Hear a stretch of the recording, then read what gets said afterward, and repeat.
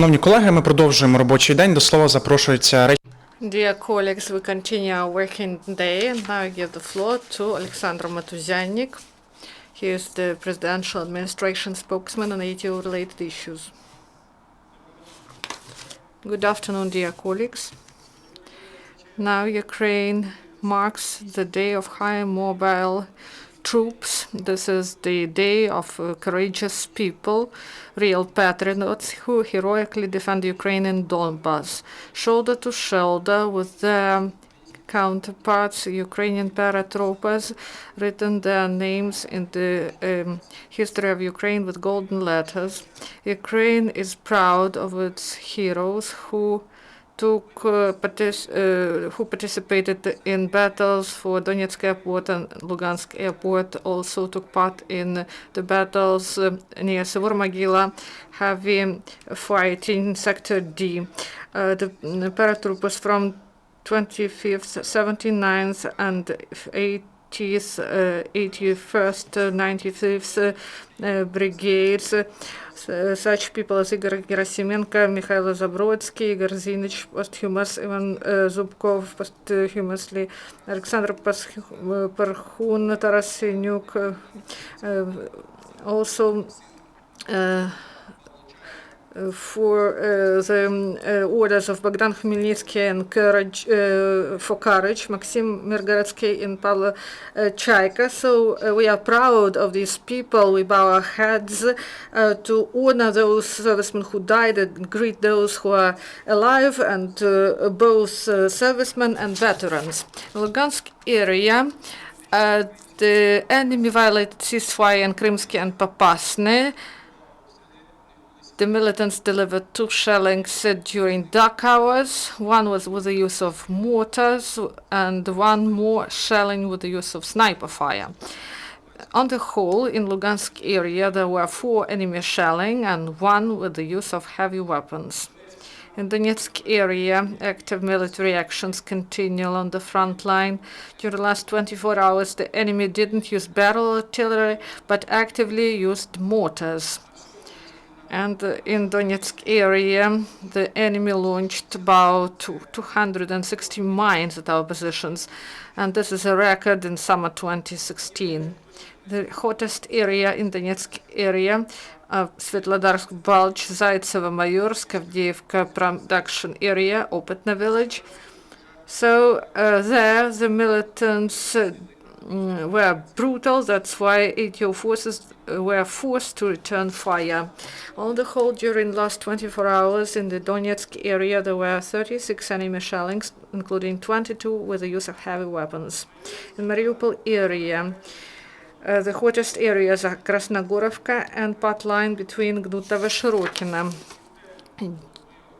During the day and at night, the militants actively used heavy weapons, and they launched about 130 mortar mines at our positions. And according to statistics, the shortest shelling was 15 minutes and the longest more than 2 hours.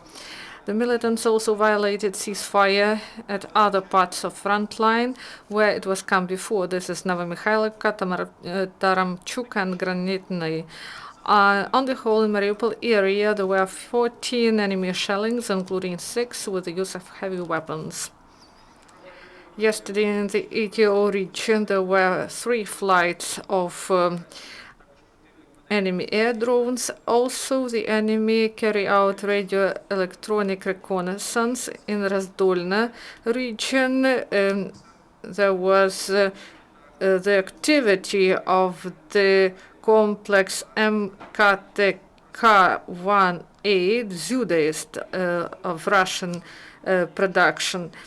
During the last 24 hours, in the result of the military actions, no Ukrainian serviceman was killed, but 2 were wounded. It happened in the Zaitsevo region in the course of enemy shelling. Also, for the 3rd day, Ukrainian doctors tried to save life of the resident of Lapasna village of Novaidarovsky region of Lugansk Oblast. 3 days ago, he was on the 20th of June, he was blown up by explosive device on the bank of Seversk River. According to the information provided by the Chief Intelligence Department of MOD, the militants of the so-called 6th Regiment placed in Stakhanov looted a shop in neighboring Kirovsk while trying to leave. The cars were fired at, and one of the cars of these militants, Niva Taiga, the engine of this car was damaged, and the numbers of the car show that it is from Rostov Oblast. In Kharkivshina, one DPR member used the program of SBU, They Wait For You at Home, and he joined the militants in spring 2014. He joined the Cossacks, and then he got disillusioned in the ideas of separatism. Then he left the militant groups. Then he was hiding from the militants in the occupied territories. Then he got information about SBU program. And this man went to Kharkiv. And now the investigation is on the way, and there is an opportunity for him to be released from criminal liability in case he didn't commit any heavy crimes while being among the militants. Also, yesterday, SBU officers detained in the capital the campaigner of separatist organization of so-called Kiev People's Republic. The man placed on the computers of one social institution in Kiev electronic versions of leaflets with the calling for creation of separatist organizations, similar to LPR and DPR. In the course of searching his house, the law enforcers found electronic letters from the people in occupied territories with leaflets of separatist character, and also materials were confiscated, materials for carrying out separatist actions such as people's referendum to create Kiev's republic. Yesterday, at the checkpoint in Mangush village, 18 kilometers from Mariupol, while searching, the car, police officers confiscated 4 grenades RGD-5, 2 grenades F1, and 2 grenade launchers RPG-18. The owner of the arsenal is the priest who went back from ATO area, and he said that he wanted to use this munition for fishing. Students of National Academy of National Guard, they had some training in Kiev. Experienced officers share experience, and the students got information about the specificity of work with equipment, and also how to transmit information properly.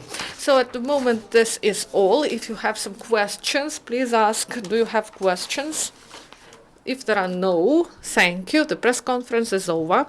Dear colleagues, the next event is at 2 p.m.